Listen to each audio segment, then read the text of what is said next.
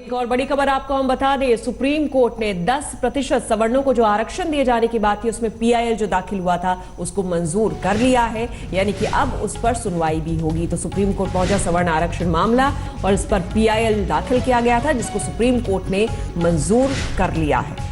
हालांकि सरकार की तरफ से इसे भी एक मास्टर स्ट्रोक चुनाव से पहले कहा जा रहा था और इस पर इसी बात को लेकर एक पीआईएल दाखिल की गई थी, इस पर सुनवाई की बात कही गई थी जिसे सुप्रीम कोर्ट ने अब मंजूरी दे दी है, यानी कि अब इस मामले पर आगे सुनवाई होगी। शीत सत्र से महज 2 दिन पहले सरकार ये बिल लेकर आई थी और इस बिल को सदन में मंजूरी भी मिल गई, लेकिन इसे कोर्ट में चैलेंज किया गया है। ये पीआईएल दाखिल हुई लेकिन सुप्रीम कोर्ट ने पहली नजर में इसे सुनवाई के लायक माना है, यानी अब इस मामले पर आगे सुनवाई होगी और कोर्ट का इस पर क्या रुख होता है ये देखना दिलचस्प होगा, क्योंकि चुनाव से ऐन पहले सवर्णों को आरक्षण जो 10% का प्रावधान पहले कैबिनेट को की मंजूरी मिली, उसके बाद इसे सदन में लाया गया, तो लगातार यही कहा जा रहा था कि एक बार फिर से वोट बैंक को किस तरह से ध्रुवीकरण किया जा सके उसके मद्देनजर एक कोशिश, लेकिन इसे चैलेंज किया गया है कोर्ट में और कोर्ट ने इस पर सुनवाई को मंजूर कर लिया है। आपको बता दें, इस मुद्दे पर जब लोकसभा और राज्यसभा दोनों ही सदनों में जब बहस हो रही थी तो कई बार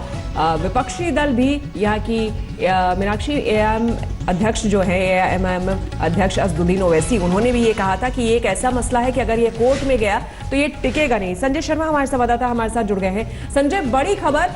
जब बहस के दौरान भी सदन में ये बातें उठ रही थी कि ये 10% आरक्षण का जो मसला है अगर कोर्ट गया तो कोर्ट में टिकेगा नहीं, और अब सुप्रीम कोर्ट से बड़ी खबर की सुनवाई होगी इस पर।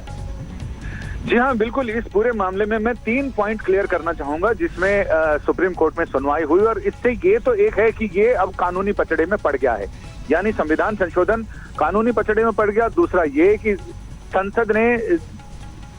संविधान संशोधन किया बहुमत के बल पर, लेकिन यहाँ कोर्ट अब उसमें बहुत सारी चीजों में आंकड़ों के बल पर वहां पर पास हो गया, लेकिन वही आंकड़े अब यहाँ पर हो सकता है कोर्ट जब उसका न्यायिक परीक्षण करेगा, जुडिशियल सुपरविजन करेगा, तो उसमें कोर्ट उसमें ये पूछेगा कि आखिर आपके पास आंकड़े कहाँ हैं उन 10% लोगों के। और तीसरा ये कि अब सरकार को इसमें 4 हफ्ते में जवाब देना है। सरकार उसमें ये बताएगी कि आखिर क्यों उनको ये सारी चीजें करनी पड़ी हैं, संसद ने इसको क्यों संशोधन करना पड़ा है। लेकिन फिलहाल ये तो साफ है कि पूरा मामला अब अदालत के पचड़े में पड़ चुका है, जो कि पहले ही संसद। बिल्कुल संजय, शुक्रिया आपका तमाम जानकारी के लिए।